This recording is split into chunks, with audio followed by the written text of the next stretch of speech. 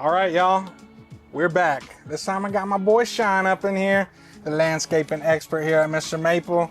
We gotta bring 10 awesome trees to you guys for today, October 2nd. Spooky season's in full swing. Woo-wee. You know, my birthday's coming up pretty soon.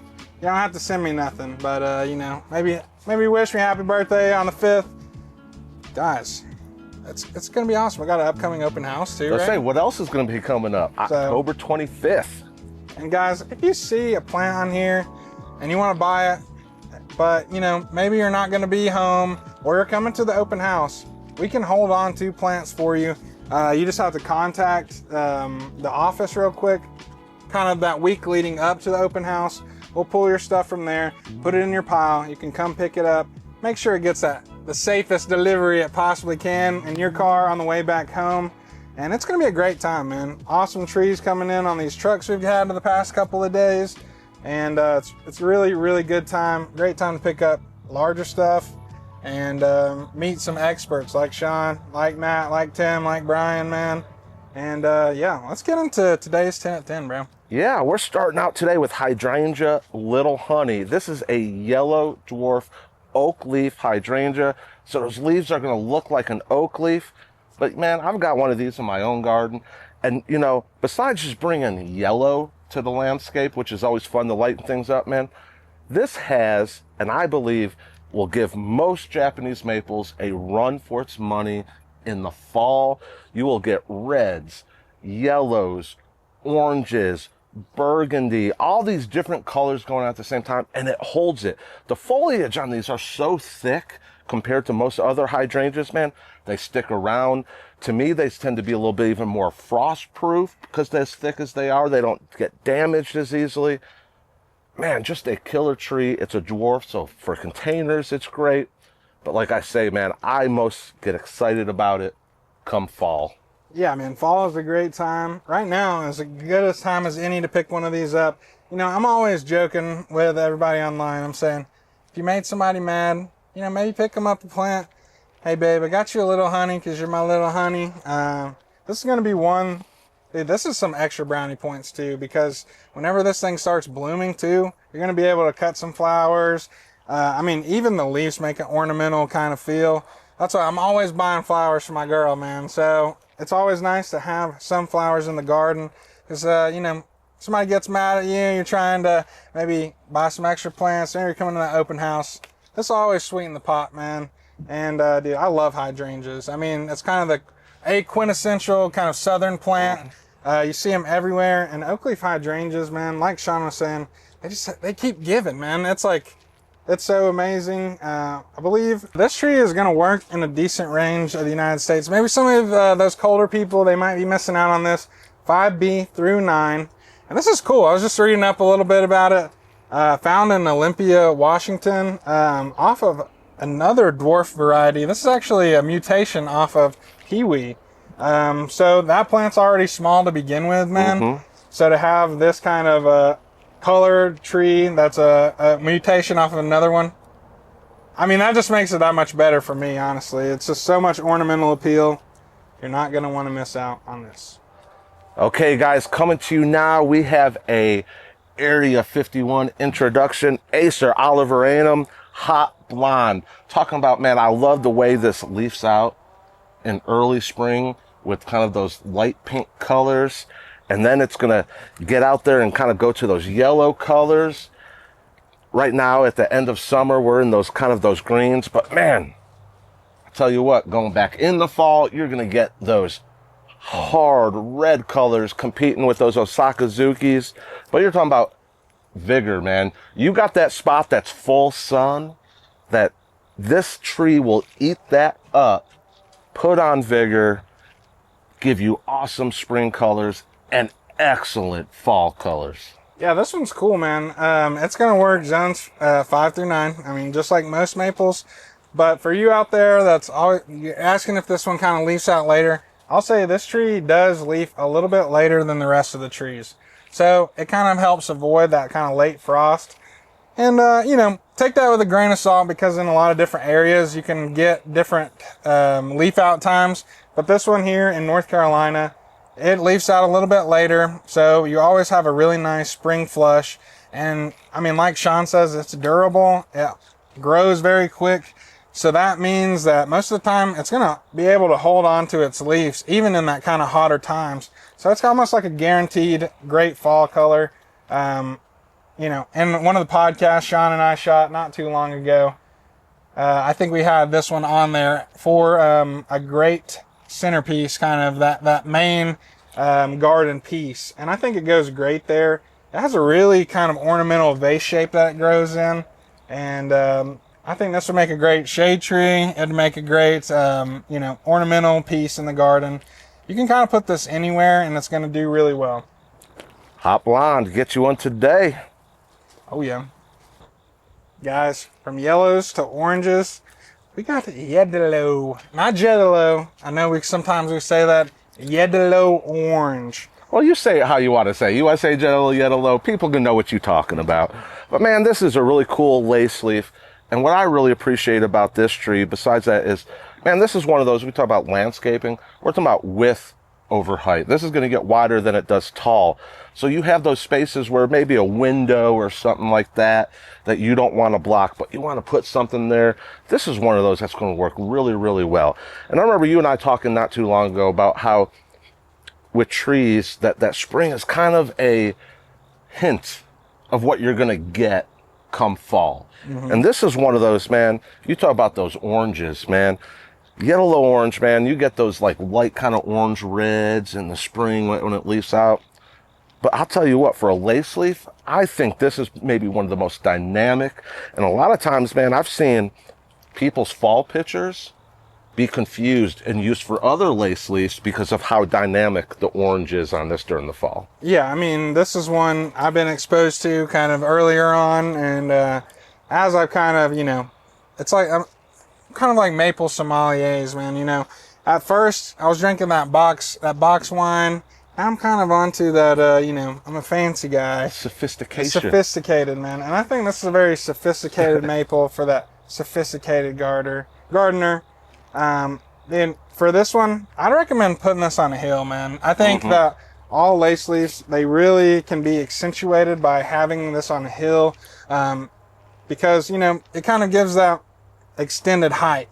Like if you're somewhere where you can kind of look up into the lace leaf and you do some light pruning around the bottom of it, I feel like it kind of takes that from, you know, just a classic looking thing to something that is jaw dropping for people.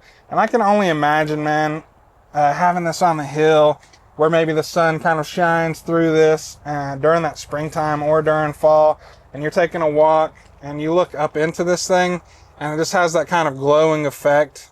I think that that's definitely going to sell you on this tree. And I think it's really, really cool. It's got a really nice leaf shape to it. Really, I love how it's a lot wider than it is tall. I think sometimes in the garden, you know, we want something like that. Maybe you have a big kind of roundabout area that you walk around in the garden. Maybe you have a spot that needs to be filled in like at the front of your house, but you don't, like you said, you don't want to block that window, man. This is going to be one that's really going to be accentuated by letting it kind of get out there. And like I said, it could be useful to have a little bit of verticality. Maybe mound this up a little bit. Right. Okay, guys, it is time to celebrate with Acer Palmatum Celebration. Coming to you with a Talon Buchholz introduction here. Man, what can you say? Flashy. We're talking about reticulation. Very easily say this could be part of that Ghost series if it had a Ghost name.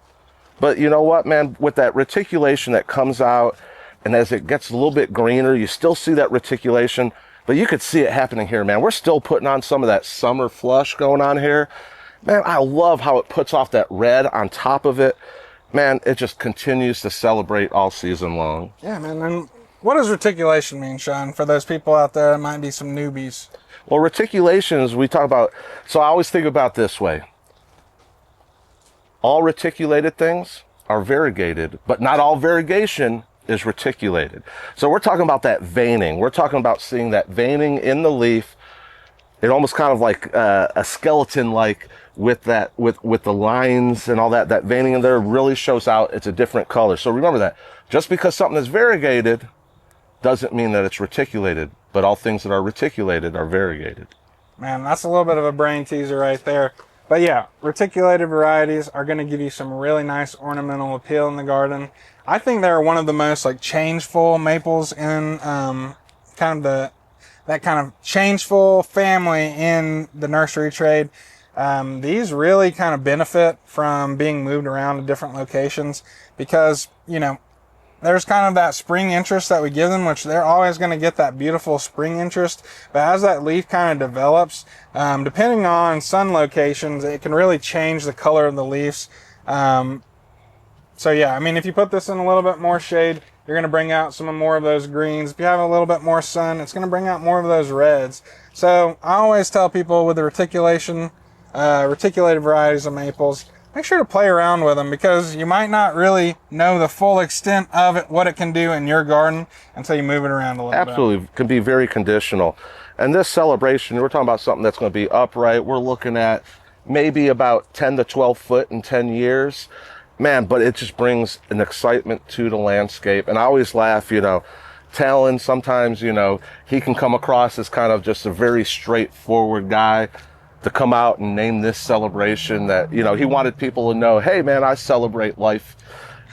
Great way to show that off, celebration. Yeah, guys, celebrate this. Celebrate the fact that we're bringing you 7 days of amazing maple content. 8 if you're counting the Japanese maple fans group. We're posting a video every Sunday before the podcast. Don't miss out on that. But if you enjoy this type of stuff, make sure to drop a like down below, subscribe, you know, leave a comment, say, man, Corbin and Sean, like, that's a great duo, man. I would have that pairing in my garden. Me too. I'd have you in my garden too, Corbin. But yeah, guys, it really helps out. Make sure to check out those Facebook groups too. And if you really want to support us, shop on MrMaple.com. That's celebration now. All right, guys, coming up next, we got an awesome Acer palmatum Satsuki Beni. Woo-wee, man. Talk about a tree, man. And that spring leaf out, when it leaves out and you get that red border around it, man, it's just super, super killer for the landscape. And some of you might be wondering, Satsuki, that sounds familiar. And that's kind of where it gets its name from, is that from that Satsuki azalea with those red colors, but now it's in a tree. So you're talking about, man, that early spring interest with that red border, like I was saying. But then, man, once we get back to fall, man, we're going to get those killer red colors on it. Yeah, man, I'm looking at this tree. I think it's going to pair with a lot of other Aminum style maples, such as, you know, Hogyoku, Osakazuki, Ichi-gyoji. All those maples are going to look great next to this. They're all going to have a similar vibe, but they're going to shine at different parts of the season. This is going to be that kind of spring leader of that, you know, grouping of maples, giving you that beautiful border on the leaf, which really, as this tree grows, man, some of the prettiest maples I've seen in some of the Japanese gardens have been those kind of painted nail borders. It's some of my favorite varieties. You know, you have things like Kiyohime, you've got things like Sumagaki, and then you got this beautiful variety, Satsuki Beni, which is just great. I really think the Aminum style leaves kind of give you that bigger canvas to accentuate the colors of fall, accentuate the colors of springtime. And yeah, I mean, in our description it talks about Yano-san really enjoying this tree. And that guy, he had a thing for maples. I went to Maple, you know, Maple World Maple Park while I was in Japan. And I'll be honest, if you have a tree in World Maple Park, you're pretty high on the tier list. So to have that honor of being something that Yano-san talked about, wrote about, it's definitely got some merit to be in your garden. And like I said, I mean, even the leaves during the summertime with that beautiful green color is so amazing. Just kind of gets you in preparation of what's hiding there for fall time. And such a great shape on this, man. You're looking at an upright 12, 15 foot in about 10 years. But it's just a very, like you say, those leaves and the size of those leaves, just a very bold stance in the garden and the landscape. Man, like you say, pair this up with something else like that, similar in that, man, it's going to make your garden pop. Satsuki Beni. Guys, coming up next, we got an amazing rhododendron hybrid. We got pink snowflakes. Man, you're talking about a dwarf rhodey, man. You're looking about 2 foot by 2 foot in 10 years. So, I mean, these sizes already, they're really going to have to fill out. But, man, what I really love about rhododendrons, it's an evergreen, right? So it's going to keep its leaves all year round. But, man, the buds on these are already just swelling, man. And what I love about rhodies, man, is you can kind of time them with when they're going to bloom. And with this one, Pink Snowflake, you're going to kind of get these white and pink flowers on them. And what's really cool about them is so you can time them kind of to be your, like I like to talk about trees and plants performing in your garden all season long, that you always have something going on. With rhododendrons, you have some that will bloom in November, some in December, some in January. And this with Pink Snowflakes, you're going to get that early spring. This is going to bloom in March. So this is one of those you can almost kind of time when you have your flowers happening. Yeah, I mean, I'll throw out some great maple pears. Put this next to Katsura. Put this next to Allen's Gold, Summer Gold. Anything with yellow is really going to highlight and accentuate those pinks and whites in the garden.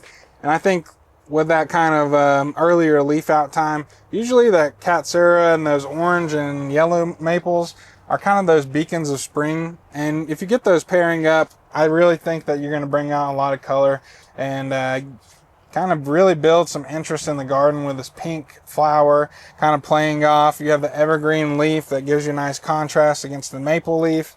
This is going to be beautiful in the garden. It's not going to outgrow your spot either, which is really nice, especially as gardens continue to shrink. It's going to do well in a container pot as well. So yeah, Pink Snowflake, a great tree for you to pick up today. And I'm just impressed, man. Both of these, I mean, in the whole sets we have, man, those buds are just swelling up, getting ready for spring. Oh yeah. Okay, guys, we're coming to you today. We can't just keep it all about maples and rhodies and hydrangeas. We got to bring some conifers in. We got Picea Abbey's Vermont Gold. Yeah, man, I've never been to Vermont, but if they got gold like this, man, I might have to go up there and check it out. This is an awesome, awesome Norway spruce. Anytime that conifers give you that extra little bit of color, man, I think it goes up in that echelon for me. I just love how you put these things in the sun. They're going to slowly kind of build up that little bit of yellow. You can just tell like the condition of the plant just by looking at where it has yellow, you know, because those needles are going to soak up that sun. It's going to get some nice golden color on it, but then it's going to contrast nicely with this kind of blue-green color. That's a really nice dark shade. Really nice size on these guys and shape as well. You know, what I really like with something like this is, man, kind of build a mound in your bed. Plant this up kind of on that mound, because this is going to be one that's going to get, again, we talked about some of these other ones, but this is going to get wider than taller. So you can almost use this as a way to use ground cover to fill up a space with it getting wider and taller. But again, something you could put in that full sun. And what's really cool about this, man, is a lot of times we talk about maples 5 through 9. Man, we're talking about 2 through 7 on this. So, I mean, you got a little bit wider, but man, you can throw this into the full sun. It'll eat it up. You'll get those yellow needles on it, but don't fret. Maybe you don't have full sun all day. Man, something like this is still going to thrive really well, even if you have partial shade. Yeah, and another thing with that mounding, man, it really makes sure that your conifer roots stay nice and dry, which they enjoy, man. They're not like that kind of, those Metasequoia glyptostroboides. They're not like those Don redwoods. Mm-hmm. They want to have drier roots. Now, I'm not saying let this thing get bone dry, man, but if you want the best growth, and this is for any plant, you really want to be hitting it hard with the water. Make sure that all that ground kind of soaks up. Let it get dry, man, because think about it, man. We grow whenever we don't have the things we need somewhere, man. So what happens? That thing starts searching, man. It starts looking with those roots for other pockets of water, which guess what? Is going to allow it to grow even more up top, guys. It's super important, especially with conifers as well, to keep those roots wet and dry at the same time, man. You really want to make sure you're getting those cycles of growth going. And this Vermont Gold, it's going to be the prize in your garden, man. You're going to take home the gold. And some really good 2-size gallons right now, really ready and set for your space. Vermont Gold. Oh, yeah. Okay, guys, we brought you Celebration before by Talon Buckholz. Well, we got another Talon Buckholz introduction here. Acer palmatum, yellow threads. Yeah, man. I mean, I know people are always worried about their threads, man, talking about their clothes, bro. You should be worrying about this tree, and that's not in your garden, because, man, this puts on a dynamic show. You know how I was talking about that pink azalea, man, that pink snowflake? This is going to be a great play between the contrast of the leaf texture, the contrast of color, and this thing is going to give you a dynamic presence in the garden throughout the year. Well, I love a name that really represents what a tree does or what a plant does. And yellow threads, really that leaf spring out when you kind of get those kind of pink colors that go to that yellow in your garden. But it being a linear lobum, it really does have those thread-like foliage on it. Man, the name just describes exactly what the tree is. Man, and this is one, when it comes to linear lobums, I actually think, man, this is one that has a little bit more vigor than some of the other ones. It really can get out there. And man, when we go back to those fall colors, man, you're going to go back into those yellows and oranges, man. This is honestly one of my favorite linear lobums, that's out today, and a Talon Buckholz introduction, man. One of my favorites. Yeah, and if you guys see some of that newer growth showing more kind of regular palmate qualities, don't be worried, because most of the time these will put on that classic strap-like lace as they mature more. So you'll kind of see at the lower branching of the tree a lot more thin strap-like leaves, and then as we move up to the top, more semi-Matsumae style leaves. Don't be worried about that. Don't prune, because the next time that bud pushes out some growth, it's going to be that mature growth. I really love the linear lobums. I think they really evoke kind of that Asian and gardening aesthetic, as Matt and Tim say. This is kind of how you can get a nice kind of bamboo feel in the garden without having those invasive roots, without having to deal with those runners and the suckers. And I mean, this thing just looks great, and it's going to give you really amazing fall interest. And you know what I like, going over to Brian's house, he's got one of these paired up with like a pumpkin. So you get that yellow coming off of this thing, and then you got it paired up with those similar linear lobum with that red. So man, just one of those linear lobums that you can pair up with one of those red ones, or even some of the other ones, man. Just a killer tree. And like you say, that aesthetic that it does, especially when the wind blows through it and they just kind of flow, man. Great one. Get you a yellow threads today. All right, guys, we talked about that Vermont Gold, man. Well, maybe you need something to go with that gold. How about a Lillian's Jewel, man? Man, now we're getting flashy. Acer palmatum Lillian's Jewel, man. I gotta say, this is one of my favorites. And look at the size on these, man. Like, what a great start for the landscape. But when I say flashy, man, we're getting into the land of variegations, of pinks and whites. I mean, look at this one on you, man. I mean, that foliage is almost completely white on that stem there, man. One of my favorites. I'm excited to see this out and available today. Yeah, man, these are great sizes on this. I just picked one of these up not too long ago. A nice 1 gallon XL. These are great sizes on these trees. I mean, Lillian's Jewel is no super slow growing tree, but to have a head start like this is really amazing, honestly. And to get trees that are so variegated already is something pretty dope. One of my favorite features that is sometimes overlooked on this tree is the candy striping on the bark. So this tree is so variegated that it bleeds into the tree, which is really cool because it's almost like that bark interest of that reticulation. You can see the veining inside of the bark as it moves, as those pigments move through the bark. Really beautiful tree. I think this will go great with any of, with that yellow threads. It's going to go great with that Vermont Gold. Because guess what? Pink and yellow, man, they play really well in the garden together. And this one will also get, if you push it into some sun, it'll pick up more of those reds. If you want to put it in the shade, it'll pick more of those greens and whites up. This is an amazing tree you can really put anywhere in the garden, and it's going to put on a show. Especially with that swirling kind of variegation that it gets. It's just really dynamic. And you know what? How many other trees are there that are variegated that we talk about that we say, you know what? We really like the variegation, but, You might have to worry about it reverting. Well, Lillian's Jewel, man, this is one of those, man, like the reversion rate on this is so low, man. You don't have to worry about that. Man, and again, just the flash that brings swirling variegation, whites, pinks, greens, different shades of greens. I mean, always something different going on. Yeah, and what's so cool about variegated varieties is during the fall, they can really create a kind of two-toned effect on the leaf.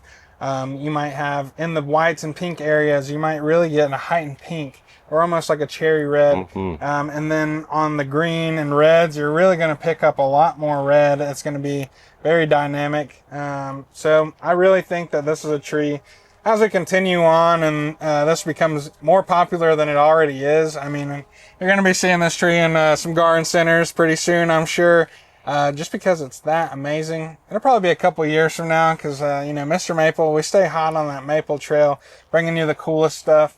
Lillian's Jewels, do not miss out on this huge size, on this great cultivar.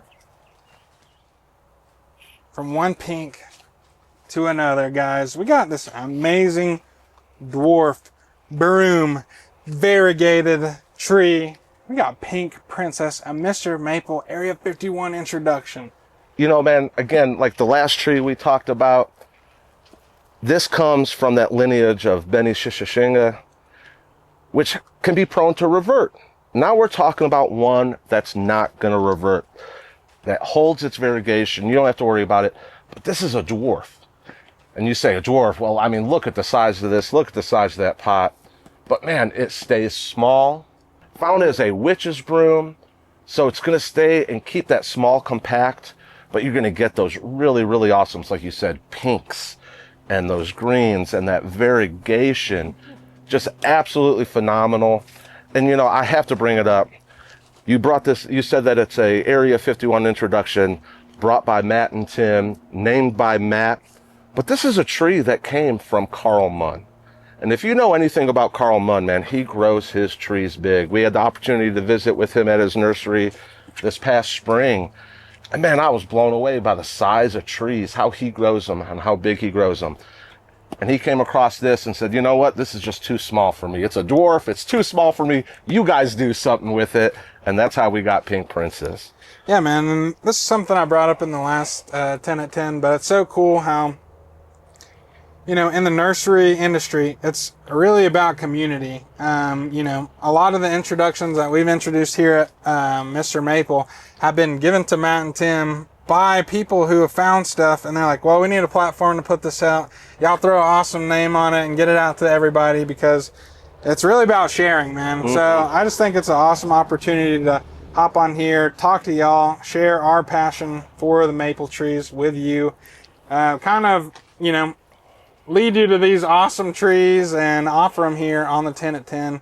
This is a really great one. I just love the compactness of it. I love the leaf shape. I love the variegation. I like the name too. I think Matt did a really good job with the name, because it's a little princess, man, and it's just great. It's a good tree. And like, you know, if you like that family of, like I say, Beni Shishashinga, Mama Fu, even you get into those butterfly and all that type of stuff, man, you're talking about a version and shape that is unique to itself, being that dwarf, being that small, compact shape that you could see happening here. But again, flashy with those colors, flashy with that variegation. It's going to bring, you know, that look into your landscape. When someone goes by, it's going to say, what is that you got sitting there in your bed? Oh, yeah. Guys, thanks for watching this awesome 10 at 10. Hope you enjoy the stuff. Like I said before, make sure to comment below your favorite tree. Like, subscribe if you're not subscribed already. I see you watching this video and you ain't subscribed. And make sure to drop back in on the MrMaple.com for the 10 at 10 dropping today. These are only 10 of the 20 trees that we're dropping. So don't forget about those other 10. They might be a little sad, guys, if you miss out on those. But yeah, I'm Corbin, man. And I'm Sean. But hey, before we go, October 25th, we're having our fall open house. Make those dates, get those plans now, get those hotel rooms, make your plans, get your map out. I know it's GPS nowadays, but get your map out, plan out your route, come out and see us, meet people from nearby, from afar, that have the same love and interest in Japanese maples and in gardenings. October 25th here at Mr. Maple Open House. Take care. God bless. Have a great day.